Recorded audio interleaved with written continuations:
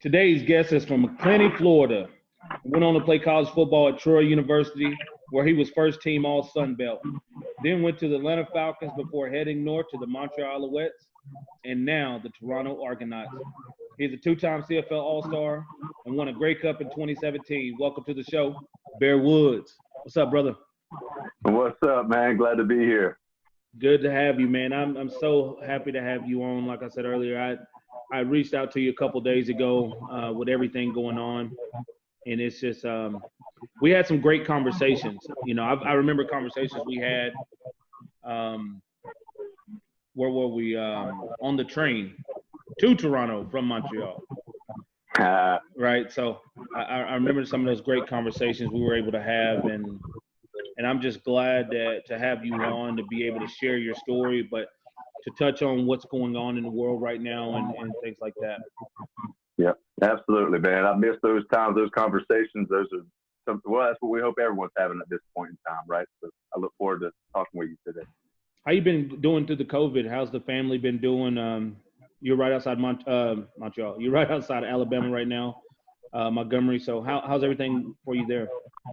You know, things have been very, very well for us. You know, seeing the state shutdowns and quarantines, you know, that's been hard for a lot of people to stomach, you know, to earn a living for their family. But the virus itself, we've been, you know, for the most part, unaffected in the extent of, you know, what would be, you know, common sicknesses of other kinds. And everyone wants to say flu. I'm not trying to compare. You get the virus is a bad deal, but we've been lucky enough to where it's been very flu-like to us. And my mother-in-law actually works on the COVID unit in Auburn, Alabama, so she got to see. She's probably one of the hotbeds of it, and it's not a good deal. But we, for the whole part, Nick, we have been very fortunate to be able to steer clear of it, and at the same time trying to get everyone back to work as soon as possible. Yeah, how do you feel about that? Like, I know there's so many conflicting things right now. Like, I'm under the belief that pretty much everybody's going to get it at some point. So how do you really fix that?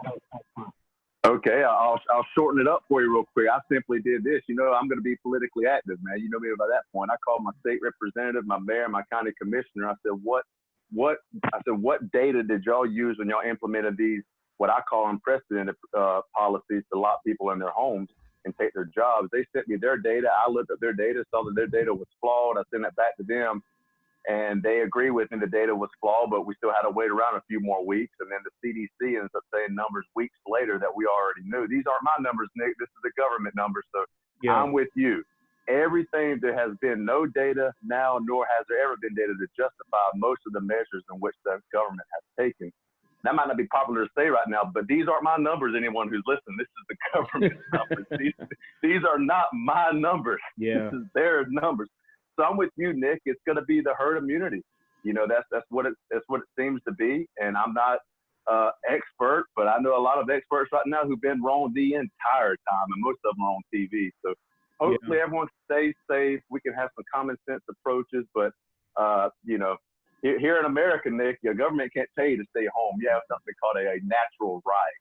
Yeah. So that's been the interesting part as well. But we're glad that in our area, people have been, for the most part, not affected. Here locally in my town, it's been, we're going to find out it's going to be the nursing homes, man, just like what a flu would go through. Most of these deaths now, CDC numbers, again, not mine. If you're going to trust the government to tell you 2 million people is going to die, trust the government to tell you that not 2 million people are now dying. So I use these numbers again. It's like 80% are in nursing homes or something like that. It's tragic from that standpoint. So that's where I'm at, Nick. But we're all going to get it at some point, and more than likely, some of us might have already had it. Yeah. I was down in, we took a family trip down to Arizona in the middle of February. And, you know, it's one of those things where you're there and then you're not even thinking about it. You see it going on in China, but you're just not even on that level of thinking about it. And so that's just one of the things. And I just think you got to be very careful with other people, right? Like my mother, who had pancreatic cancer, who still hasn't fully recovered from that. You know, it's very dangerous for me to interact with a lot of people, then go see her. Yes, that's exactly right, man. Yeah, it'd be very irresponsible of myself to put her in that situation and things like that. So It comes back to caring about each other, right? You're exactly right. So let me give this for anyone who's listening to what I just said, and it might be ruffling their feathers that I'm using data that they don't see on TV all the time, although it's government data. My wife and I, my youngest son has asthma. Last year, he was put in the hospital for pneumonia and RSV. He has lung damage. Yeah. So before any of this started, to where lockdown started, the minute we heard there was a flu-like symptom going around, my wife and I called my pastor and I called my worship leader, because I play the guitar in my church. I said, I can't teach my Sunday school class this week, and I can't play in music because there's a flu-like something going on. We weren't even calling it the Wuhan virus yet or COVID. It was just a virus. We kept our son out, just like you're talking about protecting your mom. Like, we took the initiative to keep our son and our family didn't go to church for 2 weeks. And then 2 weeks later, everyone, the state shuts down church. So like you, we got to make, the decisions to protect those who are susceptible, and one being nursing homes, but that we did take that as, without the government telling us we needed to keep our son away from church or away from a gathering. We did that. However, I will say this, 2 weeks later, when the government told everyone to not go to church, I called my pastor and said, well, I've seen the research from Italy. I'm ready to go to church. You let me know. So, but we tried this. So we've come full circle, man. You know me, anyone listening probably does, but I'm going to do my research, man, and try to make the best decision for my family. So we protected my son before people were looking at us crazy for not going to church at that point in time, right? And then those same people look at us crazy for wanting to go back to church. It's crazy. It is a crazy time. It's a bunch of guesses. Everybody's guessing. Right. If I don't like living my life based on someone else's guess, man. I want to do some guessing myself. So education and educational guesses should be the best quality right now. Right. So do you get out and hunt or do anything since this has been going on? Yeah, well, I hunt every year, man. If we eat meat at my house, it's going to be deer meat. I will say that I leaned on my father-in-law's hunting this year. I did not hunt as much. This is actually the first year I haven't killed a deer, man, in probably 5 years. But man, we got back with the holidays. I went out to the woods and stuff, but I didn't do as much hunting as I should. We got a lot of stuff going on at the house right now, some remodeling and some stuff like that. So I had reasons. I had a honey-do list, man, that kind of trumped the hunting this year. But as our freezer went thin, my wife said, you got to kill some deer next year. I said, now we talking. What do you like to hunt the most? Is it deer, or is there anything else you like to hunt more? Well, I think I showed you some videos back in Montreal of my brother, and them bear hunting and hog hunting. Now that's the most fun because you're running dogs, right? You're in chest deep swamp water with alligators, and the adrenaline's awesome. Everyone's thinking about the bears, man. That's just the most fun because it's active. But I specifically just deer hunt here in Alabama. I just go and sit in the stand, and I don't try to tell you it's not exciting. It's fun being out there in nature because it's just you and your thoughts. But it's really not. It's just long rifle deer hunting is what I do. Yeah. See, my friend has 185 acres in my hometown, and Romby's went out there with us before, and we went deer hunting. But I'm more like hog hunting, right? Walking around, being able to move. You don't have to be quiet. All those different things that play into it. So you can go and just enjoy the hunt. Have you ever done any bow hunting? I have not done any bow hunting. Most of I got cousins and uncles that do. That's my next thing, though, man, because that seems to be a pretty awesome primitive feeling to be able to take down a big buck with a bow, and that'd be awesome. So I'll probably need to do that next year. With the technology now, or with the bows now, that you can actually put the thing around your wrist, and you're just clicking the rope, and the rope is releasing the arrow now. So you don't have to aim it and then do it and hit your fingers and hurt yourself. All it is just you're connecting it to the rope. That's pretty. Yeah, that's awesome. Romby has one, man. So I got to shoot it out there, and it was pretty cool because it was very easy to do. Yeah, I know my buddy's wife. She does it, so I knew something had to be up because she ain't quite as strong as my buddy. She's popping deer down with the bow like it ain't nothing. She's awesome. She's tough as nails, but There's something, I don't know, if something's going on that would make it easier. Well, maybe we'll do a because Romby talks about going bear hunting with bows, but you got to get the big bows and everything. So maybe we'll just put together an Alaskan trip. We go bear hunting with some bows and stuff, man. You're talking about Alaska. We can film it. Man. Y'all talking about some big bears up there, man. Down in South Georgia and North Florida, we hunt black bears, which are about 225 to 400 pounds. Y'all talking about? I mean, come on now. I'm gonna be careful. Y'all can have y'all bow. I'm gonna have me a gun if we go into Alaska to hunt bears. That ain't all right. I'm not saying I'm afraid. I just want to be prepared, man. Straight up. If the game plan needs to be altered, I'll let y'all have fun with your bows. I'm gonna be sitting back there in my 308. It'll be a lot of fun, man. We can film it, and we'll see if it turns into a drama or a comedy. Yeah, because I'm not quite the hunter. I'm definitely not sleeping outside. Well, if y'all do that, that would be entertaining to watch for sure. Well, we'll pick somewhere on the continent to go and kill some bears, man. But speaking of killing, man, like what do you think going on right now with everything?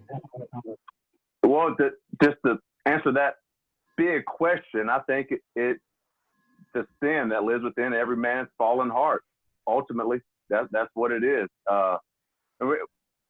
Along with negligence, along with lack of training, along with lack of empathy, man. I'm assuming you mean the everything. Where are we starting the everything from?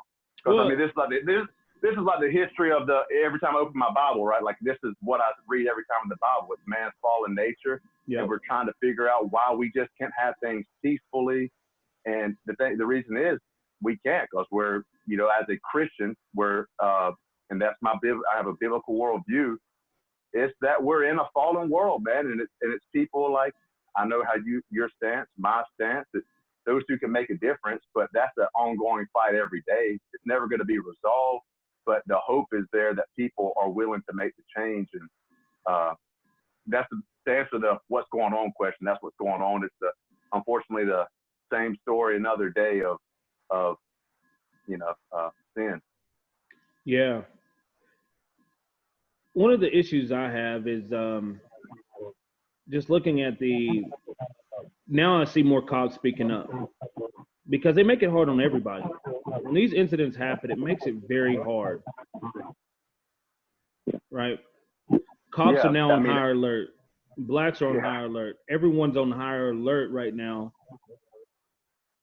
And it's got to be a way to ease that. Mm-hmm. And I think it starts with standing up for what you believe is right. And like you said, everybody's going to believe something different is right. I believe. But see, tell me what you believe. I want to go back to answer that question. Yeah, sure. Well, I believe right is, stand up against wrong, right? So innocent man, I don't care what color you are, getting murdered at the hands of people that are supposed to protect you. Oh, yeah. Right? When someone posts, well, black people kill black people every day. Has nothing to do with that. Has nothing to do with it, because innocent people are dying or deserve their right in court, right? Due process. Oh, yeah. Mm-hmm. And when that doesn't happen, I mean, even if we go back, then we already know, like, even the due process doesn't even work for black people a lot of times. But I don't really think that's really a 100% black and white issue. I think that's a money issue of getting proper defense, right? Mm-hmm. The better lawyers you get, the less time you're going to get. Right? Yeah. So just when looking at this right and wrong thing, I just think that I can't find 12 people that will say what he did was right. But if he goes to court or trial, they're going to find 12 people to find what he did be right. Oh, not in this case, right? You're not talking about Floyd's case. You think? Yeah. You think that they'll no, I don't think there's gonna.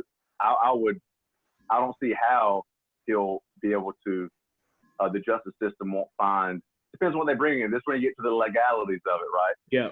But let me go back, Nick, and the question of, what is right, what is wrong. This is really the crux of how we got to decide. And this is a deep talk that we'll scratch the surface on, but we got to decide, what does unite us? And because what you're seeing now, and this immediately happens, and this breaks my heart, is that the justice for Floyd then turns into what has nothing to do with the justice for Floyd, with the riots, not the protests. These ain't protesters, these are riots.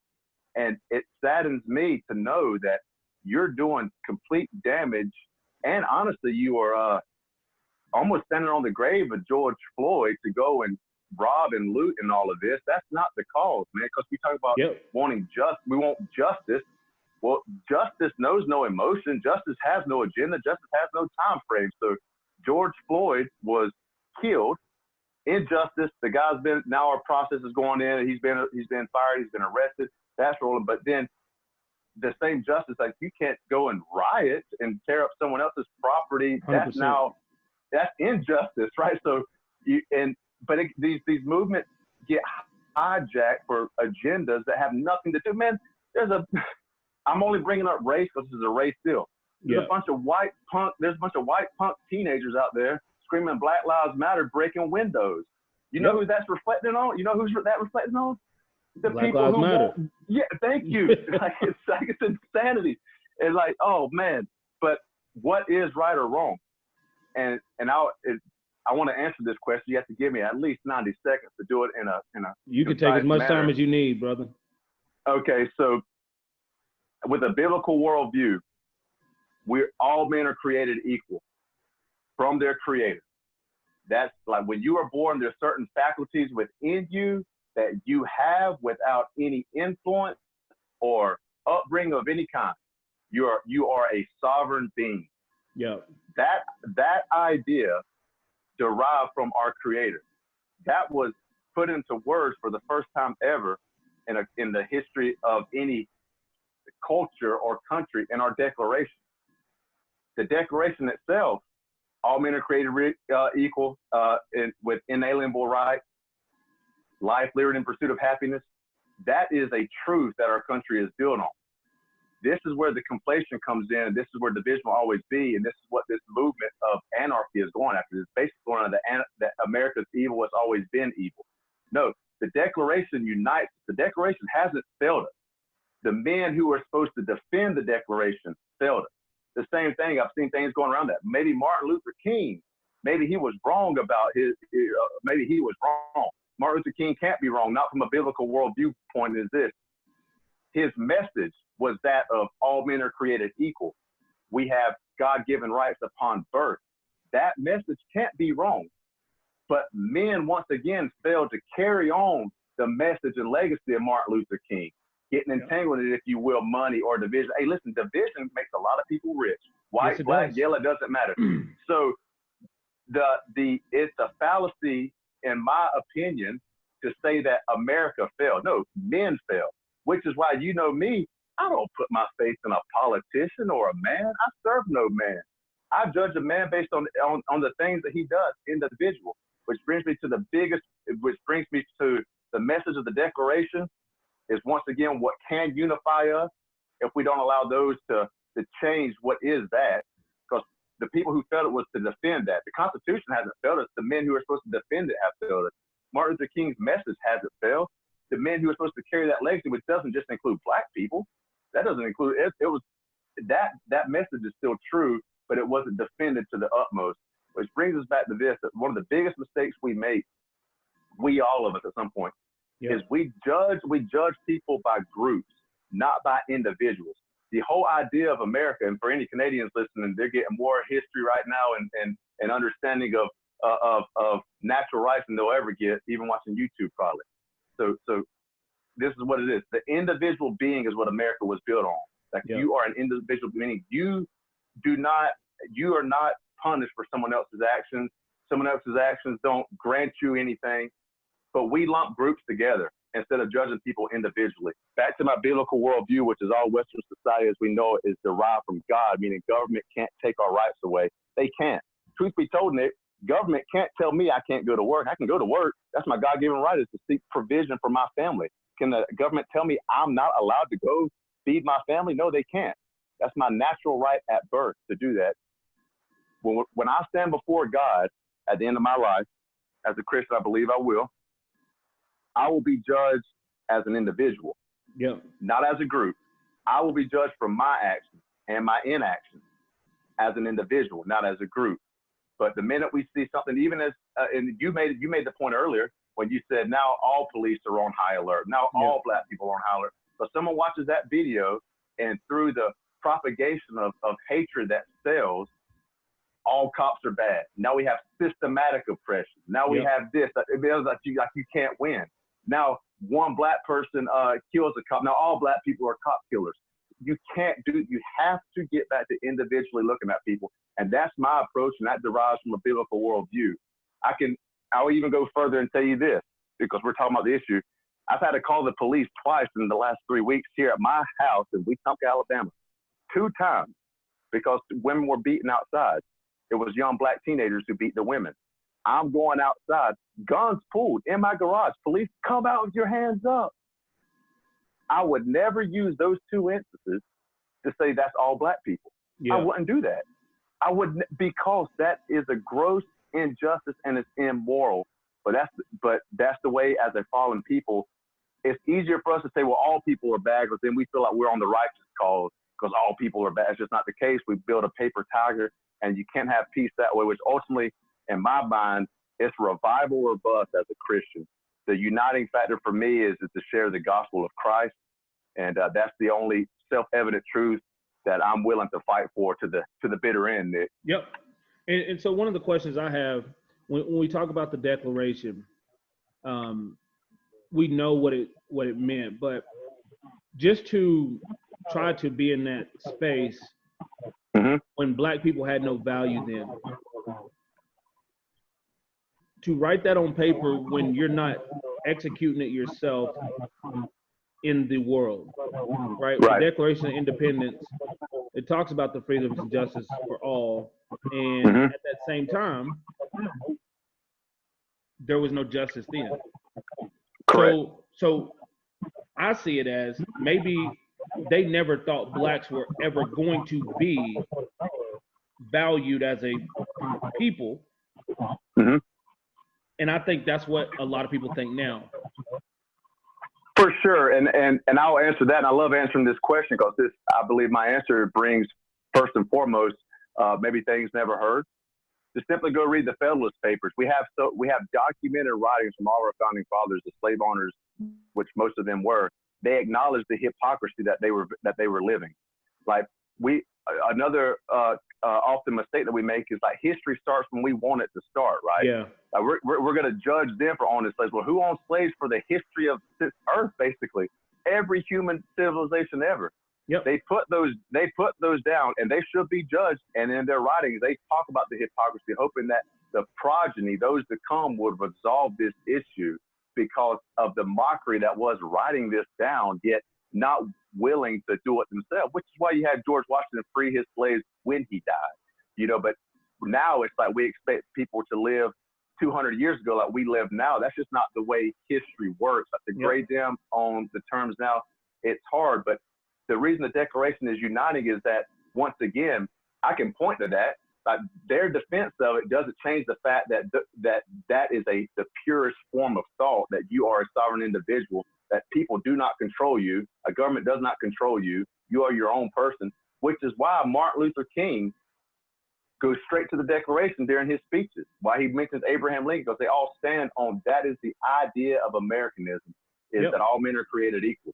It's just not been defended, so I would go back to that every time. If you have issues with anyone of political history, oh, sure, I'm with you there, man. That's why we can't judge, or we should not judge people. We've got to look at the whole spectrum of their life, right? To judge people on certain moments. I won't want to be judged at certain points in my life, but it's the Declaration. But the Declaration still doesn't change. Anyone's action doesn't change in my mind that we're all creations of God, regardless of skin color, and that you have the same liberty. Like Thomas Jefferson said, here's the ironic part, slave owner, I don't understand that. But it was still the courage to put this down as someone who's in power to give away your power. He said the same God that gave us life gave us liberty at the same time, and that's what I stand on. Hit me again, man. I see the issue though, but the issue is still not with the Declaration. That's still with man. No, of course. I do believe the Declaration has merit, and like even the Bible, we're all created equal.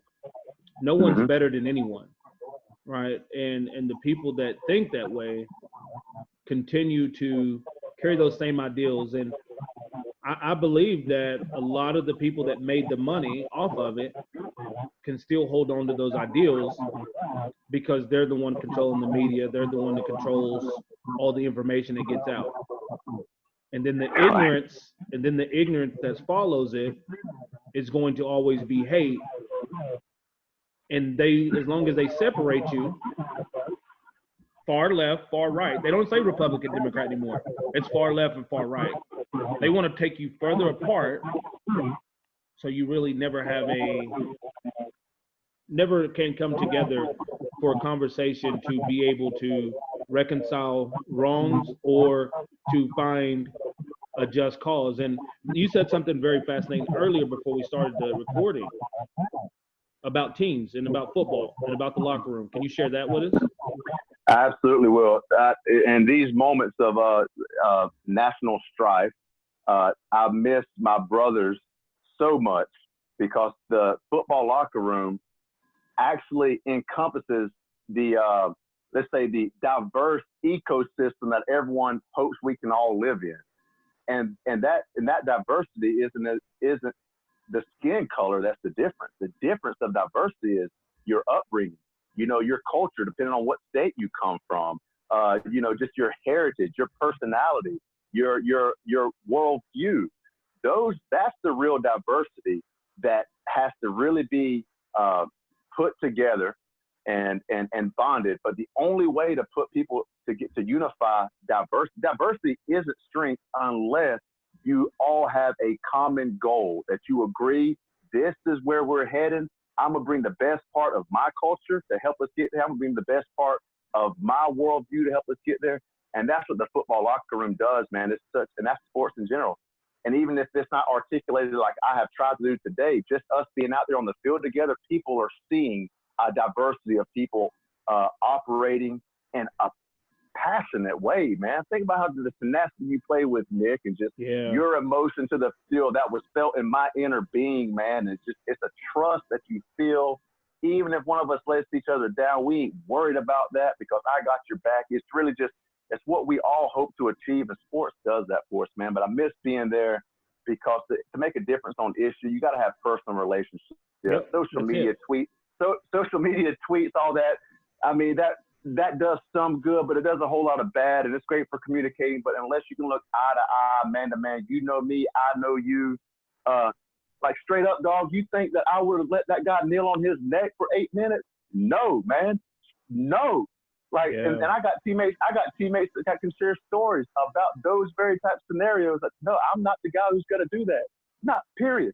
No, and that's not putting on the bystanders there. I mean, they're putting their life in danger. But I'm just meaning, like, I ain't got to know you to defend up what's right. But I miss the football locker room, Nick. I miss it, man. I miss you, man. I told you that the other night via text. I do. I miss that. Yeah, it's and one of the biggest things for me is we talk about what sports grants you, right? Learning to work in team, learning to do these things, learning to overcome adversity, all these things that build you for life. But something that we never talk about is the diversity that goes into it and the different cultures, different histories, and like you said, how I was raised to how you were raised to how the next person was raised, to be able to come together and find commonality for one reason and one goal. But it lasts for so much longer than that goal. Even when that goal is no longer the goal, we can still have this. Mm-hmm. Right? Yep. Right. That's awesome. It's a beautiful thing. And as we have the Grey Cup goal, that's why I go back to the Declaration, that's our goal, is to achieve a society where we adhere to the self-evident truth that all men are created equal with an inalienable right. life, liberty, and the pursuit of happiness. And sorry to be a damper, that will never be achieved in this fallen world, but we can fight this battle together every single day. We can change it slowly but surely. There's going to be setbacks, and setbacks we can use as launching pads, man, because leaders lead. Yep. This ain't about division. This is about, you say unity and all these things, they end up just being, you know, just memes, if you will, man. Yeah, hashtag, how you want to say it, but man, let's not get lost on that. The Bible says, you know, don't grow discouraged in doing good. Meaning when you don't think it's happening, man, it's happening, man. Let's keep planting the seeds. Hey, I'm raising 3 kids, and guess what they don't care about? Hey, they don't care where you come from, man. They're going to love thy neighbor as thyself. Like, it doesn't matter. Show me what you got. So when I coach a YMCA basketball team, I don't care what street you came from, what neighborhood. Can you hoop? If you can hoop, you're going to play. If you can't hoop, we're going to work with you every day and let you hoop until you can play, right? It doesn't. That's another thing sports brings. The competition, the free market competition that most of us want to participate in, and that's this. If you're better than me, dog, that's yours. You earned it, right? Yeah. Right, wrong, it doesn't matter. And that's one thing sports brings that too, Nick. And you know, I talk all day about that. I'll let you carry us elsewhere. You know, I always appreciate your thoughts, and I always appreciate your conversation, and that's one of the main reasons I wanted to do this today, because like you said, you're educated more than someone just spouting out different things just because of belief, but to take the proper education and to get there and to know what you're talking about, right?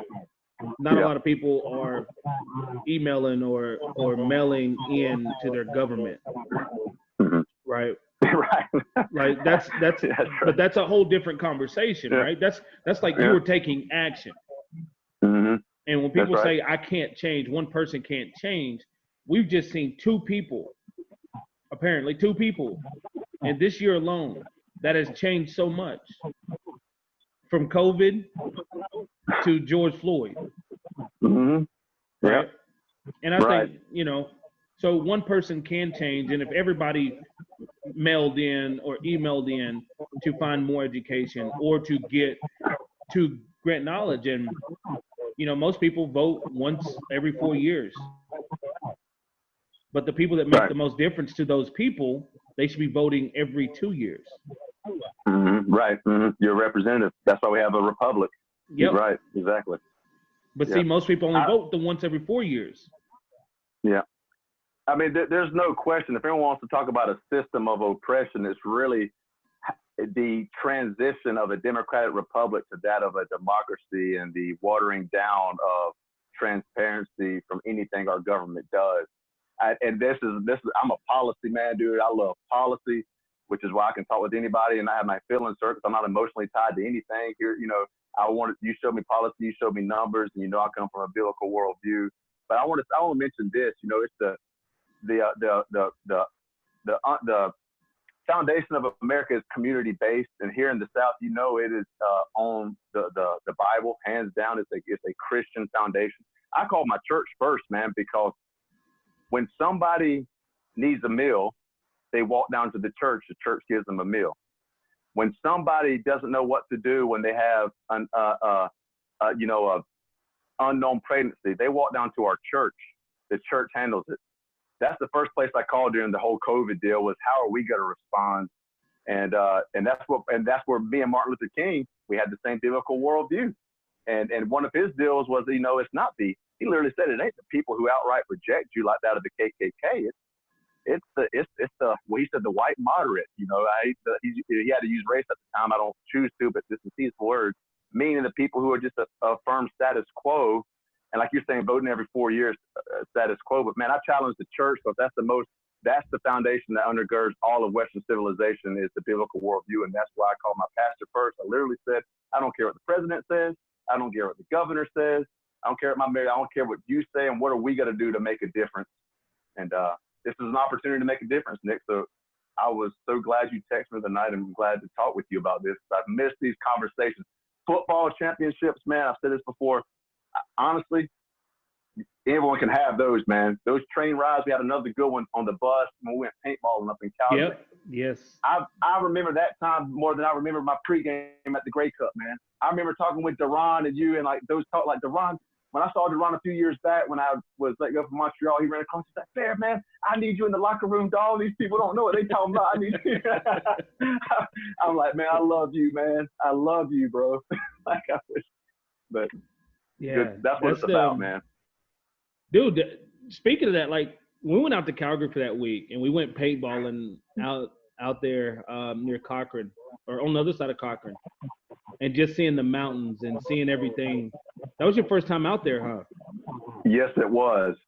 And dude, that trip was just incredible. And thank you for setting that up, bro. That was, yeah, it's funny.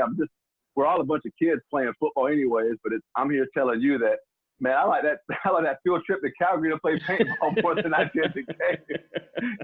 And it's because I'm with my brothers, man. Like straight up, like any of those guys who rode that bus, they can call me anytime. I'm there, man. Yeah. Any which way, and that's what it's about. And that's ultimately what you said from the beginning, man. Is just when people talk about unity, I mean, I say love thy neighbor as thyself. You know, what's the two greatest commandments? To love your God with all your heart and love thy neighbor as thyself. That's what I'm commanded to do. That's why I choose a Calgary paintball trip even over a football game sometimes. Yeah, I'm glad we got to experience so many moments, man. But I appreciate your look, your viewpoint, and sharing that with everyone. Let's go to where you started, McClenny, Okay. Florida. Where is that in Florida? And what was it like growing up there? Yeah, so McClenny is area code 904, so you would go Duval. This is funny. This is funny that I'm Baker County. I'm right next to Duval, but McClenny, Florida is the country part. Nothing swamp, and it's got the Okefenokee Swamp and Osceola Forest, man. And then we're a one county high school, but we play in the Jacksonville district. So we're the people up where we're those country folks out in the sticks. Yeah. And a tight knit community, man. And not to go back into everything we've talked about, but a lot of my upbringing is that I have realized in Baker County, Florida, and that it was a unique upbringing, man. Like the strife, I know there was always racial tension because once again, we agree that's always going to be the case, but that's not how I grew up, man. Like, dude, I know what it's like being a white guy going to an all black neighborhood and vice versa. That's just the way we grew up in Baker County. So I remember talking to just teammates through the years and they're like, that ain't the way it is everywhere. I said, well, it was in Baker County and that's as country and southern as it gets. But it was a one county high school, such a real brotherhood and community still there. I tell you this, like church, Nick, we go once every Sunday night. Our church, which is mostly white, we're not a white church, but that's culturally that's how people go. It's what it is. That's not a negative thing. But once a month, we go and have service with the black church because my dad is good friends with the black pastor. They went to school together. They were there during the 60s and all that stuff. So I grew up being intermingled and not looking at it. So I had a unique upbringing that I thank the Lord for all the time. Football-wise, though, it wasn't as a good situation. People just didn't go to college from my town, man. I mean, so I had to walk on to Troy University as a quarterback in 2005. You played quarterback? I did, yeah, man. I went to Troy as a quarterback. I played. Oh, let me get some CFL shout outs. So the district I played in was with Clarence Denmark. He played at my rival high school. Everyone in CFL should know him. Yep. He was at my rival high school. I played against Tebow in high school. I know there's countless other names, but I'm gonna forget. But Clarence, I want to give a shout out to him because that dude was a baller. Yeah, he was. Yeah, but then I went on to Troy University after that, and Troy was awesome, dude. That's where I met my wife. That was another just a family. It was a smaller D1 school. It's a family environment, man. If there was one word I could describe Troy with, it would be family. And once again, in this moment in time too, I missed all those teammates because we would have stood strong, bro. Like we wouldn't have been rattled at all right now. Yeah. But what's encouraging, Nick, is even thinking of yourself or those teammates I just referred to at Troy. I know their stance on these issues. So we're the people who can make the positive difference, man. Don't let the rioters hijack the issue. Don't let the status quo, content, power, entities hold on. It's us that makes the difference. So, but back to football journey. I was at Troy, man, and that was fantastic. Played in the Sun Belt and played with a lot of good players. At what point did you switch over from quarterback to linebacker? Oh, that was pretty quick. That was my freshman year when we had like 9 quarterbacks come in, and I found out too, man. I'm pretty self-aware, and I'm like, man, I can throw the ball as far as these guys can, but I don't have the release to get this ball off the way they're getting the ball off. Yeah. So they wanted me to go, they wanted me to go to fullback during camp my freshman year, and I'm like, nah, man, put me at linebacker. And I wanted to play safety, but I was behind what would end up being 2 NFL safeties. Sherrod Martin was there, and Brandon Condren, both guys drafted and went to the NFL. So I saw that position. I'm like, nah, I got to make a business decision. I got to get a little closer to the line. That's where I'd end up anyways at some point. So I just think it's cool that you and Tebow played against each other as 2 quarterbacks in high school. Yeah. Like you were probably one of the bigger guys on your high school team. How big were you in high school? That's right, man. You know, I was about my same size now, man. I was 205 pounds as a senior. So, yeah, in my huddle, stature-wise, I definitely look like the college athlete, right? Like, this guy's the college athlete. And then Tebow on the other side, man, when they came, man, we used to beat Nice by 40 every year. They came in for a jamboree. And, man, that joker was back 8 yards deep in shotgun out the New York. I felt like that movie, Remember the Titans. Like, who are these Jets? You know, because they were like, it was crazy. People weren't doing that kind of offense. And I was playing safety in that first play, man. I ran around for at least 6 real seconds, which is an eternity. It could be a long night. But, yeah, and I played against him in college, too, down in Florida, which was cool. But when he was at Florida, we were more worried about Percy Harvin than we were him at the time. Percy's he was an animal out there. Yeah, but Troy, man, I played with a lot of CFL players. Kenny Maynard, defensive end for the Winnipeg Blue Bombers. Yep. That dude was a great football player. Kenny. Yeah, Brandon Lang was with Edmonton for a few years, defensive end. You might remember him, maybe not. I think Kenny Maynard was my teammate in Calgary for a year before he went to Winnipeg. Maybe so. Then you also remember Kevin Dixon. Yep, Kevin Dixon was a teammate of mine. I played Kevin Dixon. Brandon Boudreaux played with Hamilton defensive end for several years. He came to Calgary, Yeah, that's right. That was my D-line. I mean, and the one I didn't mention is Steve McLennan, who's still starting nose tackle, I want to say, for the Jets right now. So my junior year defense at Troy, even though some of us left the next year like myself, all 11 guys had NFL contracts off of that defense, man. It was a rare moment in time for Troy. We won the Sun Belt 5 years in a row, but that one group, dude, it was an absolute just talented group. And few teams. How was the fan turnout? Like, because in Alabama, like it's huge football, right? So. Oh yeah.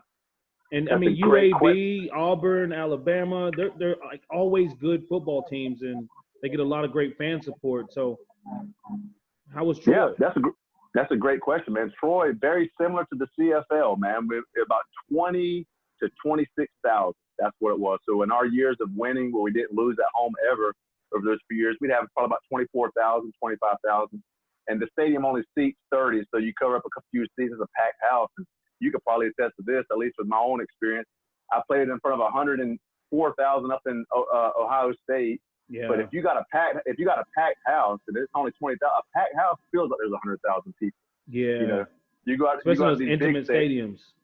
Yeah, intimate. So man, it was fantastic. Very much a family atmosphere. I mean, my nieces, I got 9 nieces. They all grew up coming to Troy games, and there was a whole family experience. It was about 5 hours from McClenny, Florida. But it was awesome, man. Really a family atmosphere. It's great. So let's go WWE. You big WWE fan growing up? Without a doubt. And I was in the WCW tribe though, man. That's where I watched all of mine. So while everyone was watching Stone Cold, brother Mark, Pastor Mark, my dad, we weren't watching Stone Cold, man. We had to watch WCW, watch Sting, man. We couldn't watch Stone Cold in the house. So, WCW, grew up watching even before that, man. Before Hollywood Hogan, Hulk Hogan, the Ultimate Warrior. Yeah, that's WWF, the Federation days. WWF, exactly, the Federation days. Those are. And it's funny at Troy, man. It's funny you mentioned that.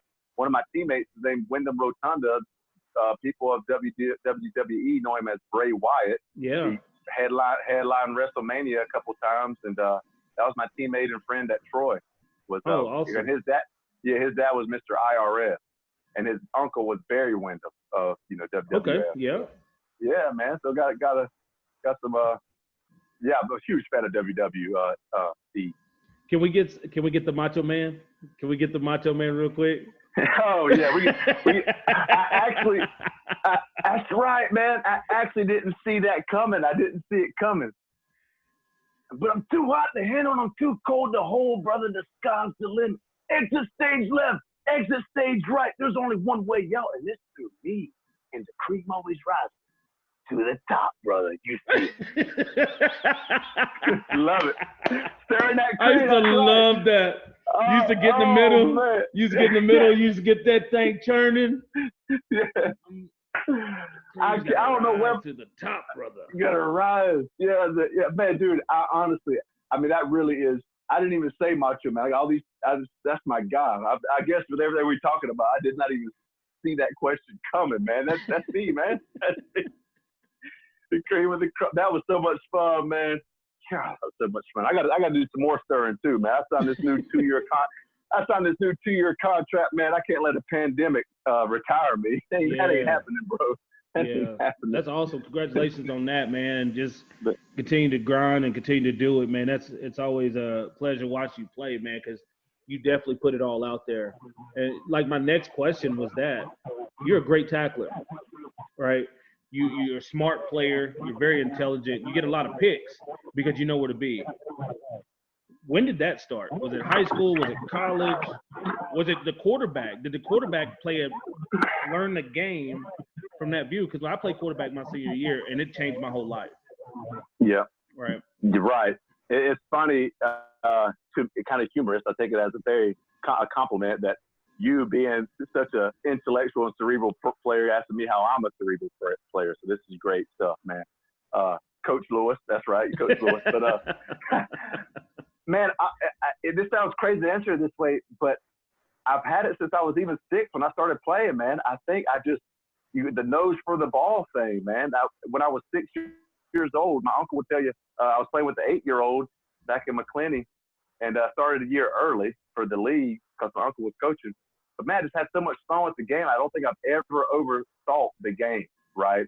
Like my uncle, I remember, dude, I used to take the handoffs off in Little League, right? I'm 6 years old, the smallest guy on the field. I'm getting through there because I'm like, man, they're running the same 3 plays in a row at Little League. And even at 6 years old, I'm like, wait, 1, 2, I'm going to go right here on this play. And like they hand me the ball and I'm running. So that has always been that way.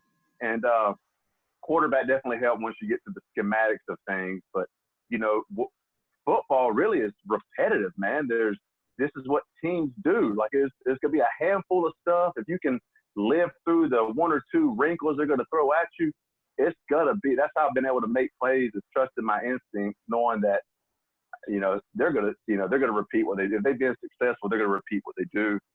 But it's really – I love the game. I haven't overthought the game, Nick. Guys can go into a meeting room and they can answer questions maybe a little better than I can. But their nerves get them when they get to the field. They have lost everything they was able to tell you on the whiteboard, and it's just I just had too much fun playing, man. Like and the tackling side of it, I pride myself more on my lack of missed tackles and tackles. Tackles, it depends on, first of all, the defensive scheme. It depends on what the opposing offense's game plan is, if you're even going to be in a position to make tackles. But it's that missed tackle category, man. That's the one that I pride. They showed me my tackles. I don't know how many missed tackles I got, which I already know, but after a game. But that's all attitude, man. It's all attitude because you can't hesitate. And I remember when I came back and played Oliver last year, we were watching. I came off, I was a backup. I came off the bench. I didn't take off to the play. Like I'm making tackles from 15 yards away from guys in open field. And dude, because I wasn't thinking about anything, bro. I was being able to play a game that I love that had been taken away from me. Now I'm back. It's just all attitude. Don't overthink. Don't think, react. That's what my older brother taught me. Don't think, react. Yeah, sports uses the opposite side of the brain, right? So it's really the reaction side. You can't be logical in sports. You have to train your body to do. Like people always say, why do you jump over people? I say, well, I don't think about it. Right. I train my body to do everything I need to do to be successful. Yeah. And then it's just, if I trained enough, if I did it the right way enough, my body will do what I need it to do when it's time to do it. Right? Most drop passes are from downfield because guys are thinking about the ball in the air. Most one-handed catches are from up close because it's a reaction. Oh, yeah. Uh-huh. Right? So this is not a skill. A one-handed catch is not a skill. I mean, yeah, you can sit there and practice it and get better at it, but it's really a reaction. Mm-hmm. Right? So when you talk about that, don't think, just react. That's what it is. You're in a reaction sport, and I think, you know, just in basketball, you can't think about a pass. You gotta do it, or you're too late. And at the professional level, it's so thin. Mm-hmm. Right? It's so thin of making that play or not making that play. And the smarter you are gives you an advantage because you're going to take better angles, right? You're going to put yourself in better positions. Right. That's what's also great about football is that it is a chess match until that ball snap. And then everything you just talked about, the jumping, the one-hand catch, or me, the tackle, am I going to rip through this block? Am I going to punch and scrape on this block? Like, I don't think about those things once the ball snaps. But beforehand, all the tendencies and all the film study that I've done, the down and distance, that's the most important thing in our sport. Just tell me the down and distance. I ain't got to know anything else. Yeah. And basically, but once the ball snaps, to your point, all the training, man, all the practice. I mean, when people come, I've trained some kids and stuff, and we go to do training out on the field, and I'm like, it's a lot pretty elementary stuff, but I still go over bags every single day when I'm at practice. The same thing. I go over bags, lateral, forward, backwards, back pedal. The drills don't change. But who can do on that ball snap, like you're saying, whose body reacts in the way that you train them to where you're able to compete. And you got to have, God-given ability. But it's right, man. You just go from pre-snap, you're using all of that collective data that you've watched in the film room. But at the snap of the ball, man, it is primal instinct. Here we go. At its best, the Roman Coliseum. They talk about making the game safer. You'll never make it safer. Right? Our brains and our skulls, our brains will always move in our skull. Just like the battering ram, the brain is locked into its skull. It doesn't move. The woodpecker's tongue's wrapped around its brain, so it doesn't move on impact. Our brains will always move, so you can't make the game safer. I equate it to telling people you're making the game safer is like saying two Roman fighters, we're not going to sharpen the knives or the swords. Somebody's still got to die, right? I like that. Right. This is. I want to go more towards the education of healing the brain and growing the brain. I'm working with some people right now on some of those things, but how do you feel about that? Just thinking about seeing, some of the guys, older guys, the troubles they go through. Does that ever enter your mind? Because linebackers, I think the interior, the box guys have it the worst, right? Because there is a lot of collisions and things like that. Yeah. Does that ever factor in your mind, or? Oh, I can. First of all, I'm glad you're out speaking on it because you understand it, right? You talked to me about that years ago, right, before people were even discussing the movement of the brains. And I think you might have been one to tell me that, and I've heard it now. But when you hit the turf, like after contact, that brain rattles. That as a receiver, you go like that. I mean, you're up woozy from that as opposed to taking a solid hit. Sometimes it's just. So I'm glad you're speaking on those issues. I'm gonna bewilder people every time they ask me this, but man, I made my mind up personally. This sovereign individual, Bear Woods, created in the image of God. I made my mind up when I was 18 that I was willing to go play football in Europe for frozen pizzas, and I didn't care if I couldn't look over my shoulder when I was 40 years old. I made that decision. So before anyone was talking about class action lawsuits with concussions and all of this and that, I had already made my decision. I'm going to put my body on the line because I love this game so much. Yeah. And people can say that's crazy, but that was me. So since we've come so far with the concussions that guys need to be aware. So I think at this point, you can't tell me guys aren't aware that every time you hit your face on something that you're going to have some brain movement and some things down the road that could surface, right? I think there's enough information out there for guys to consciously make a decision. And then I questioned guys. She was like, I have no idea this was happening. Dude, you're smashing your face into another grown man. Do you think this is actually – like, I don't like working from the premise that, well, I didn't know. Like, dude, come on, man. Yeah, dude, like, I'm not buying that. And if you really felt that way, give me your car keys. You shouldn't be even driving in public, man. Like, so I don't like the fact how it's changed the game so much, man. You know, there's no intimidation factor. Bro, I pull up YouTube of you blocking people on that waggle, and I'm the guy. Like, you pull up those videos now, man. Half the big wigs and suit coats and Eni Lee will be like, "Oh, that's just not how you play football." I'm here going, "This is when football was played, man." But you know what? There's an intimidation to football that before the snap, like, dude, I used to love just hitting receivers coming across the middle when they didn't have the ball, when the ball was overthrown. It's just setting the tone. Yeah. So I miss those days, man. And then, but I'm not for dirty shots, man. I'm for it's like twofold. There's a limit. My limit's probably higher than other people's, Nick, but I don't like low hits, late hits, all of that. That's garbage, man. The minute the whistle's over, I'm through with that. You know, like that's not sportsmanship. But the intimidation factor is like in hockey. That's part of the game, or it was in my mind, which is okay. So all in all, I don't like the way the game. I'm actually a little embarrassed that I'm gonna look back and say, under my tenure in the greatest sporting game ever created, that it has been softened to the point that if can you hear this? Can you hear that? Can you hear that, Nick, right now? Me talking myself. That's a 15-yard penalty on a quarterback, but he has a helmet on. But if I do that, it's going to prolong the drive, which can change the game. That is manly. That is bonkers. That is not football, man. Yeah. You know, and I think it's I truly believe that these people in these high positions fear that kids are going to stop playing the game. And instead of taking the initiative of let's educate parents and kids on how you can grow the brain and heal the brain. Because if I tell you right now, like, I went through brain training in my last 2 years.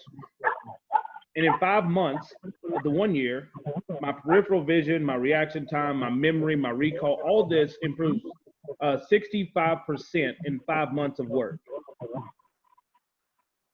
So therefore, if there are specialists that can help us get it back to where we need to be, why should you be scared? You can fall in a sinkhole, your airbag can come out, something can happen, right? You can go skiing and fall, anything can happen. So don't fear the game.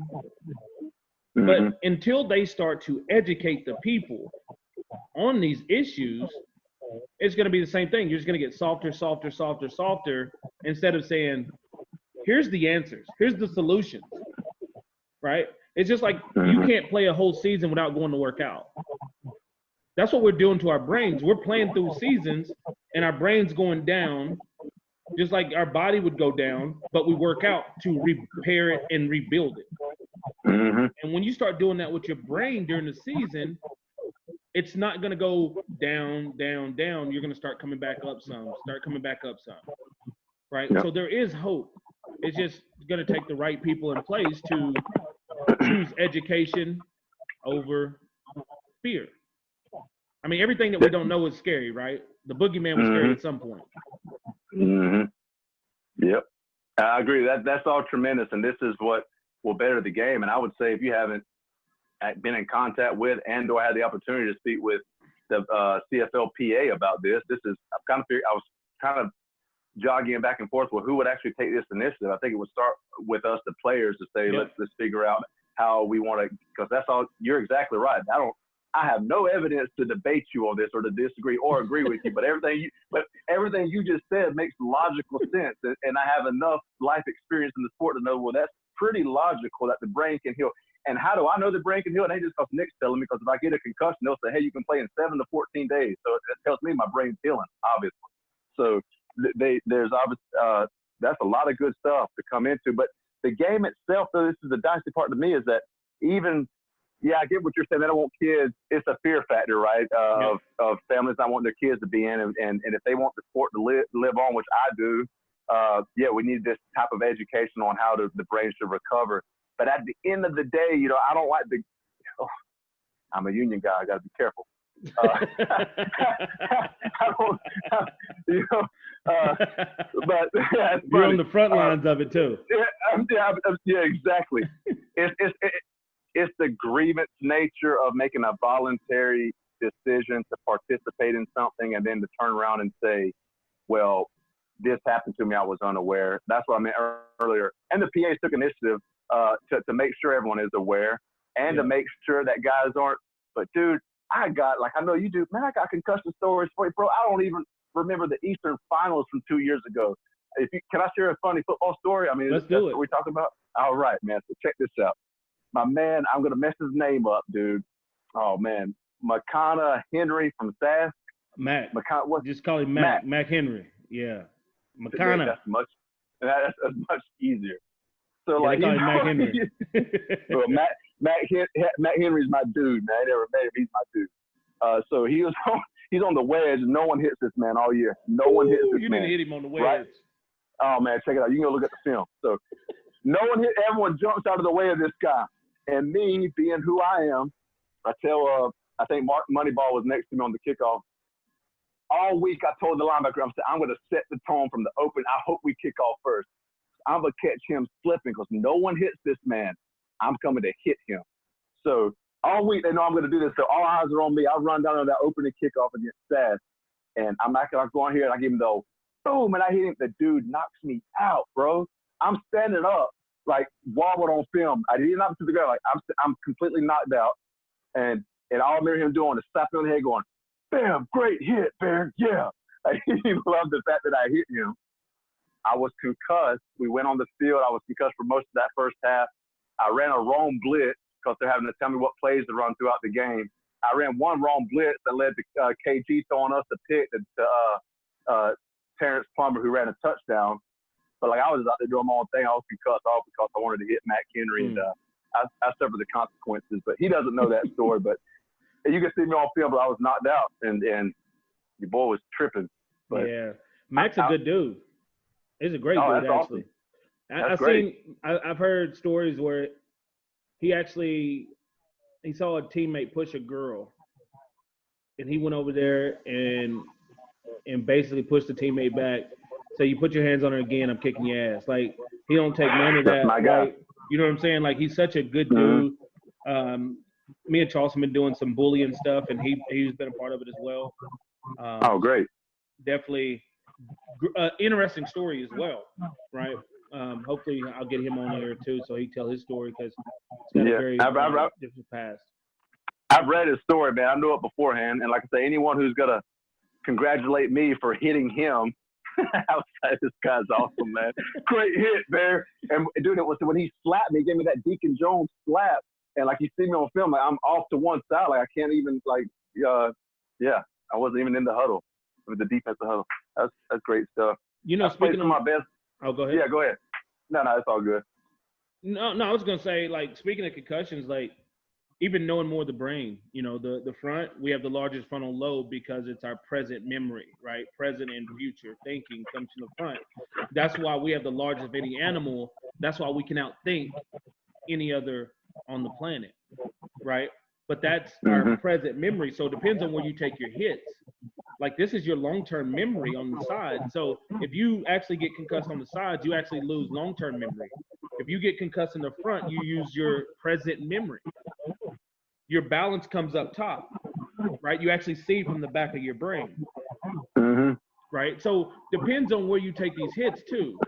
So when they're doing concussion tests, like I used to always tell Sass in Montreal, I said, you can do concussion tests all you want, but until you put together a system where you can actually see where they took the initial shot, where the brain contacted the skull, and then there's got to be criteria to that, right? Because you say, where are you at? I'm in Montreal. What's your number? I'm 48. What is your this? You know that because you didn't affect this, but you affected the sides, which is your long-term memory, where you might have forgot something in the past. You see what I'm saying? That's all I do, and that just all makes sense. I'm sitting here thinking about my own experiences of when I got hit as you're talking tonight, bro. I, like most football players, I can give you literal hits to to validate what you just said. When I got concussed on top, and I'm not gonna mention team, nothing like that, but I got hit right here, my head straight down, and dude, I had teammates get me up off the field. I went on to play the rest of the series, the next 7 plays. Played my best man coverage I ever played in my life. I had no recollection of it until I watched film. But by halftime, Nick, they took me in there, or when they brought me to the side, I came to it. I answered all those questions, man. I can answer everything they said. They still kept me out of the game, and I was so mad, dude, because I was chasing that tackle crown, man. I was so mad. But that's a part of the awareness, and that's a part of the education. Mm-hmm. You know, just because you can remember now, or you can remember, you know, the different parts of the brain's going to do different things. The circuit's different, right? So that's a part of the education that people need to know. Yeah, that's right. Right. Mm-hmm. And sometimes we do think we're okay, right? I've hit the ground a couple times and like shook my head, like see little stars, shake your head. Mm-hmm. I'm okay. Oh, yeah. I remember what I'm doing. I know what I'm doing. But until you learn the education of it, then.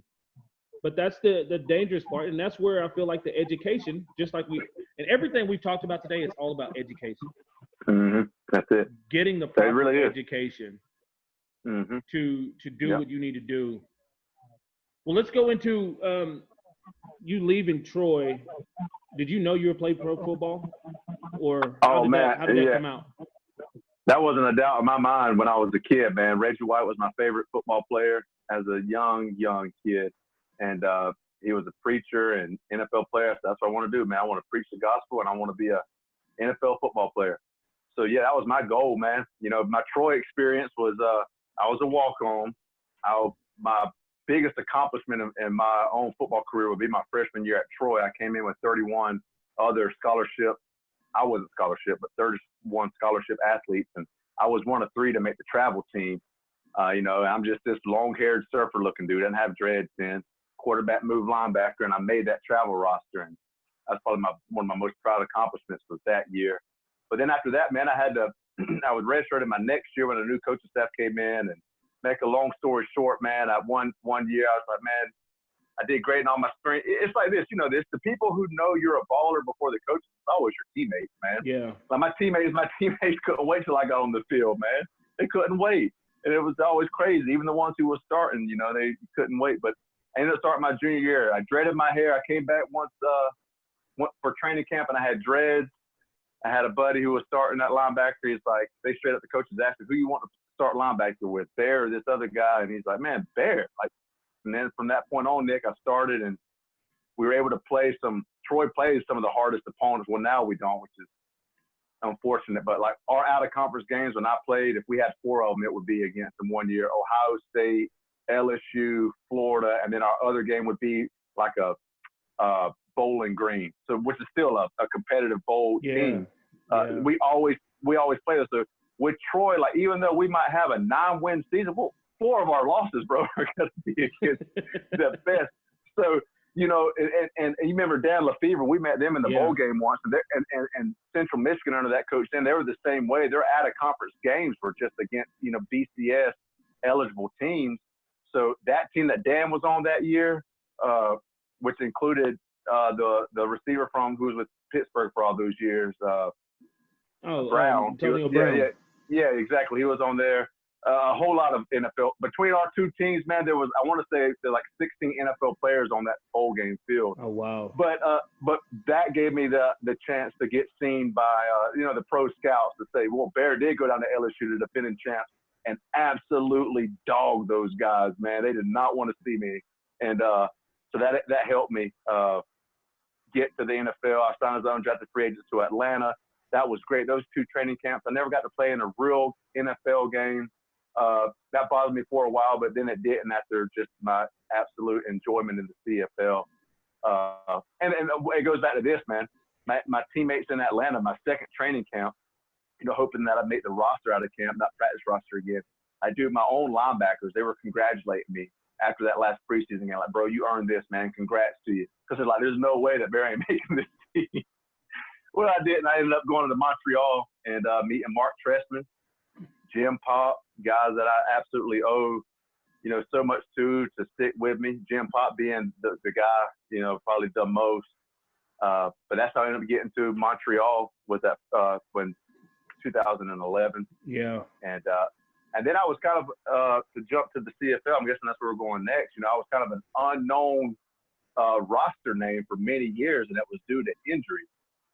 2011, I started in the Eastern Finals. They told me an hour before kickoff, but will you play with me? So you know me that I'm going to apply myself, man. When I got to Montreal, bro, I didn't leave my apartment. I didn't go to St. Laurent, St. Catherine. I didn't go down to Old Port, man. I went to my room and I studied my playbook where if I had one opportunity, I wasn't going to squander my opportunity because my dad and my mom have sacrificed too much of their time for my journey.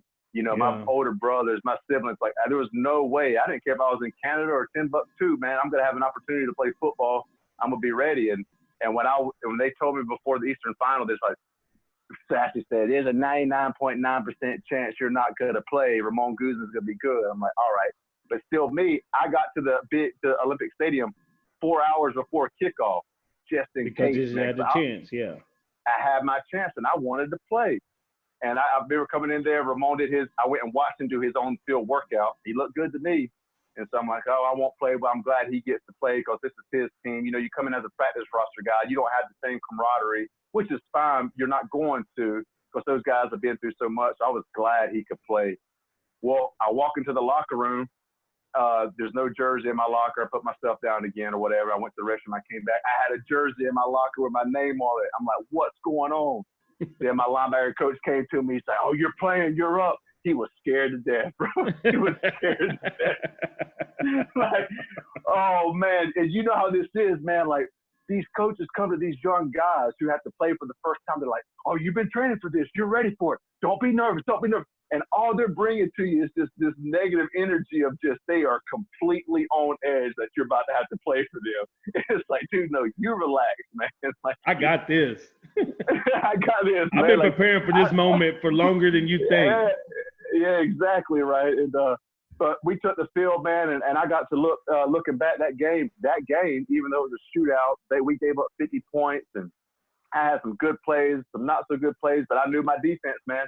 I vividly remember that game and playing with John and Anwar and Diamond Ferry, like all these guys, Marco, all these guys, man, that whole team. But that set up my next year because, bro, that was my one opportunity. They fired the whole staff on defense. They brought in Jeff Reinbold. Jeff Reinbold came to me. He put on 3 plays. He said, this is why you're here, man. Look at this. People don't tackle this way. People don't play. And you ain't thinking anything. He said something out. No, you ain't thinking anything. I'm like, no, he said exactly. So that gave me my 2012, Nick. I'm going to try to speed up a little bit. 2012, I came in to be, you know, your designated import guy. Yep. And I tore my Liz Frank in my foot my first preseason game. Missed the whole entire 2012 season. So I missed the whole 2012 season. But Jim and Mark kept me on the team, man, because they had saw enough. Jim saw me in Atlanta for 2 years, and he's like, I never saw someone, you know, this validated my NFL experience, by the way, with having Jim publicly say, I've never saw someone produce for 2 years on an NFL team and not make a team. And he said, that's fair. And he's like, we're not letting this guy go. Because they would ask me every year about the roster. Who's this Bear guy? But come 2013, this Bear guy who's no one's even seen, but in an Eastern Final one time. So I wasn't in Canada in 2012. I went home. So they're like, 2013, this Bear guy's back again. So he's had to answer this question about the linebacker core, you know. 2013, I tear my quad in the first preseason game. And they had the 9 game then, so I missed 9 games. Came back after that, and bro, I had 13 special teams tackles in 8 games. So that's legitimate stats. I mean, people hope to end with 13 tackles in the season. And I was out there, and you know, you earn some credibility real quick on special teams. Like, you ain't trying to block this guy, you know. So that was me in 13. So people seen enough of me around the league with that. And the next year, Shea Emery went to Toronto, which opened up an American spot for the linebacking core. And Jim, you know, Jim had this, look at Brendan Whitaker, all these guys who were practice roster for years in Montreal that ended up getting a job. Jim was such a loyal guy. He trusted his scouting. And it's just proof when you look across the league on what he's done. But that was my next year in 2014. So I go in there to be the starter. I pull my hamstring the first day of camp. and they six-game me. I missed the first 6 games of the year in 2014. He still became a CFL All-Star, though. Exactly, man, because during this whole time, man, I never feel sorry for myself. You know, I know the Bible tells me, man, you're going to have pains, you're going to have struggles, but hold steadfast. Use this as an opportunity for joy. Trust that when your endurance flourishes, that it will carry you to the end. That's me, man. Like, any opportunity that goes down is, even like what's going on now, everyone sees it as a negative opportunity. Man, it's an opportunity for leaders to lead, man, to bring the positive out in people, you know. So that's the way I applied my football career. So 14 came out. We were on a Western trip, and Noel Thorpe came to me. He said, all right, it's your time, man. You're the guy. Because I didn't know they were going to start me or not. I haven't proved anything to start. Our defense was still, I want to say, like number 1, number 2 in the league at that point. Even though our offense, I don't even know if they came to the game sometimes. But, you know that's true. But I ended up getting out there, and quite honestly, even Little League, my Troy stat, even though limited, bro, that's what I love about football is I can say this. When I go on the field, I make more tackles than anybody else. My problem is that I have had some unfortunate injuries in my pro career, and I didn't get on the field in Troy until my junior year. But when I go on the field, I just make more tackles than people. And I did that in 2014, like I've done my whole life. And it was an awesome year. We made it to the semifinals against Hamilton, and it was just a special year. And that brought up to Eastern Player of the Year, 12 games, 89 tackles, several picks. You know, I want to say I had like 8 sacks in 12 games. All these crazy numbers. Yeah. Let me just say that's because Alan Michael Cash, one of the most underrated players ever. Cash money, man. Cash money, dude. Like, hey, right now in my living room, if Alan Michael Cash showed up to my house, my dear brother, Alan Michael Cash, and said, Bear, you know what? You've had your Eastern Player of the Year trophies long enough. I'm ready to take them. I said, brother, they were never mine. They were never mine to begin with. They are yours. You can have them. You can just take a picture with me before you take them. But they're his trophies, man. So that's awesome. The team sport. I just want to give a shout out to him. Like, without a doubt, that's what it. I was able to do that in 14. 15, I tear my pec the second game of the year versus Calgary, missed the entire season. 16, that was my first year there.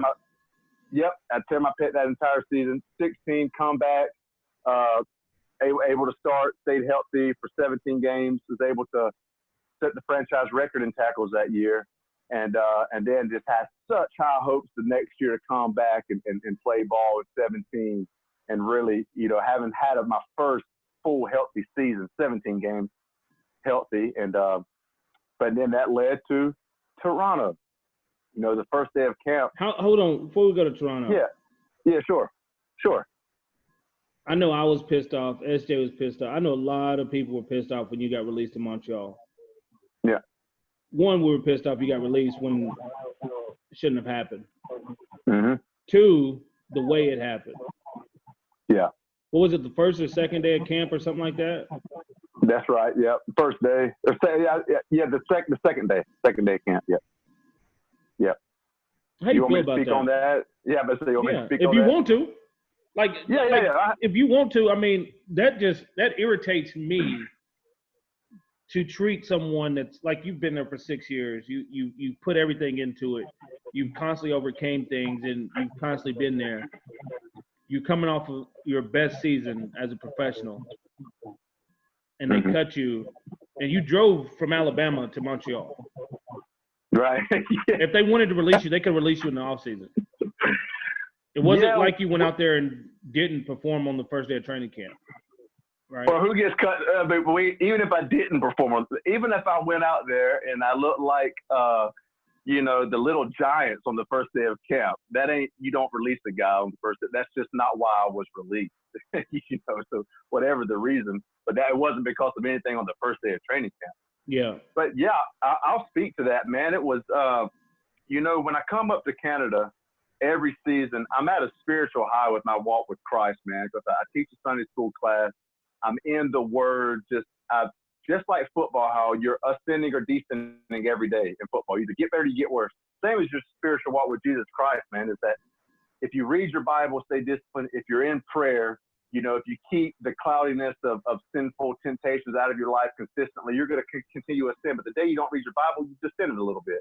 So it's just like football, the spiritual walk with Christ. So when I come to Canada, I'm on a spiritual high, man, because I have just been disciplined in church. It's just out of spiritual high. So when Cavis told me that morning, well, Eric Delore knocked on my door at like 5:15, and you know this, dude. I go work out at the gym at 5:15 in the morning. Like I'm already awake. That's when I get my workout in, like in the 5 o'clock hour. So I get a knock on the door. I'm like, yo, you can come in. You know I'm up. And he comes in my room and he's like, emotional. And I'm like, I say, dog, for real? He didn't even say anything. He just knocked on my door and it was him. I'm like, bro, for real? And he just nodded his head. I said, let me get a shower. I'll be down there. So Cavis he doesn't tell me anything, honestly. He doesn't tell me anything. He just, nods this. And I told him, I said, Cavis, I wish y'all the best. I said, I'm going to be praying for both of y'all. I know this is kind of a big moment because this is his first time being a GM. I just told him I'd be praying for him, man. Like, I appreciate my team so much.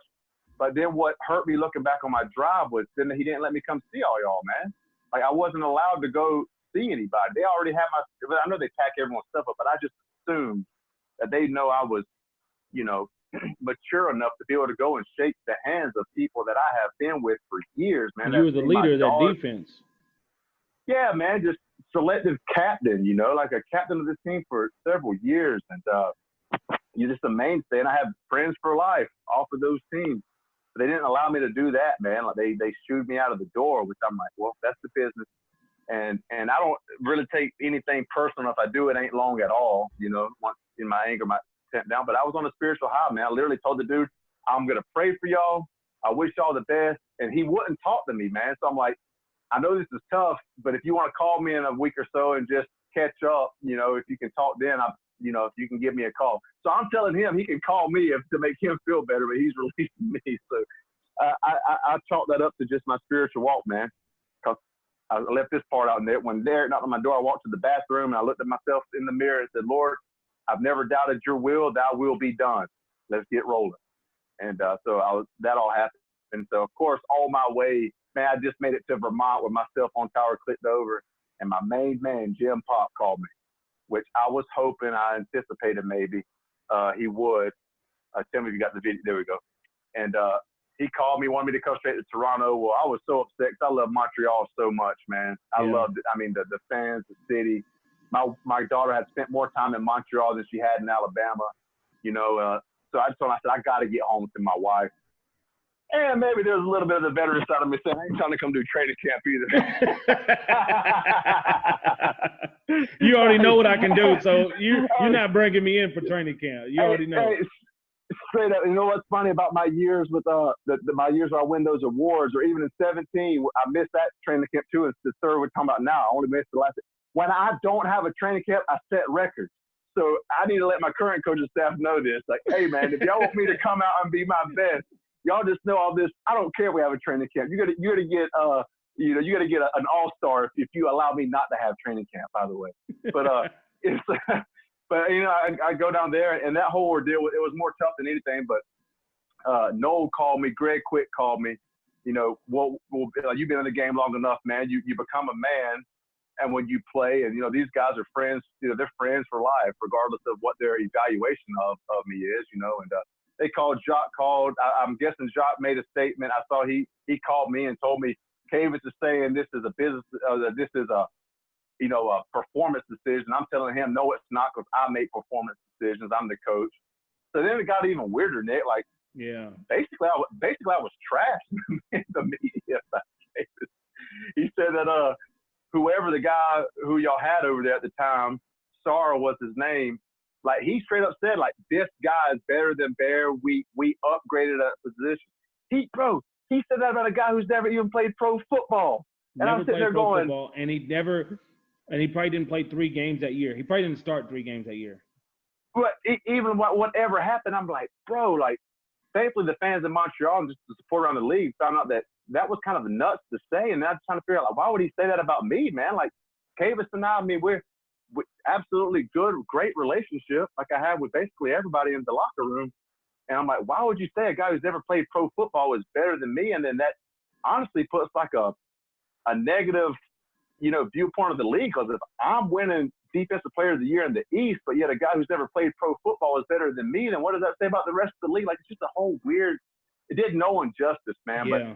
But I tell you, the support I got from all y'all, the whole locker room, the next day, like from the get go, man, my heart went out for y'all. I'm like, man, they're never gonna trust these people. How can you trust Not them? a chance. Not Not a chance. It was the same bullshit, you know, and that's why, like, I was speaking up in the locker room, and you know, it kind of soured some shit because, you know me, I'm never gonna be quiet, and I'm Right. always gonna be there for the players. I'm gonna say what needs to be said for the players, and you know, I asked to be traded that year. Right? I asked them. I said, can you release me or trade me? And they wouldn't do it. Right? And that's just the way it was, because you see the shit going on, and Yeah. I mean, it got so bad. I was talking personally to Andrew Wenhall. Wow. Yeah. Right? He was calling me on the phone.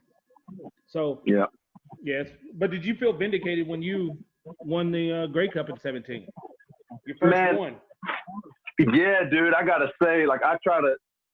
You know, when you come home from the CFL, it's just like two different worlds, right? We live the world of a CFL player, then you come back to the States, and people don't, even if they know that's what you do for a living, they're not in the loop to understand just how awesome this league is, just kind of like what we go through. And so when I try to tell this story to people who aren't there, I can't tell it well enough. It's just one of the greatest sports stories that I even know of, to where a club goes from worst to first, but they don't even have a general manager when the draft happens and all this. Like, the general manager leaves, the head coach leaves. They're in an off season where there's no front office in place.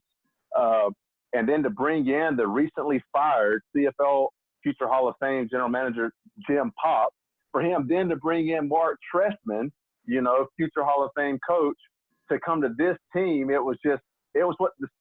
when they signed. I was in Montreal. We were in Montreal when they signed. And I texted Mark. I said, man, the CFL is now better that you're back. Like, we need people like you in the league because of the positive media that was on it, right? Yeah. Never thought I'd be winning a championship with him that year. But so yeah, when I go there, the validation was just being at my best mentally, spiritually, to be able to recognize that, to trust the Lord's will is how I live my life, man. Like, I'm not going to allow what should be a devastating career moment determine the rest of the year.